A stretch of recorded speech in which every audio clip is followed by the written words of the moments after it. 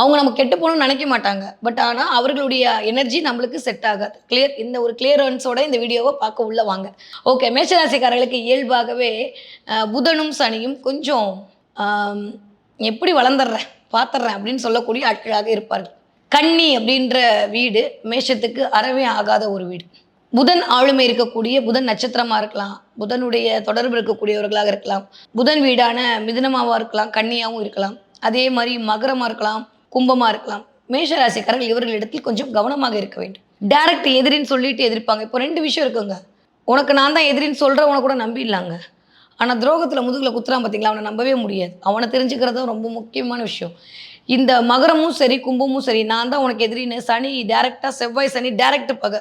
அதனால சொல்லிட்டு போயிட்டே இருப்பாங்க. நெறைய மகர ராசிக்காரர்கள், மேஷ ராசிக்காரர்களுக்கு ஏதோ ஒரு விதத்துல எதிரியா இருப்பாங்க. இல்ல பொறாமைப்படக்கூடியவர்களா இவரை பார்த்து போட்டி போடக்கூடியவர்களா இருப்பாங்க. உங்கள பார்த்து போட்டி போடுறவங்க, பொறாமப்படுறவங்கலாம் யாருன்னு பார்த்தீங்கன்னா, இந்த கேட்டகரியில வரக்கூடிய ஆட்களாக இருப்பார்கள்.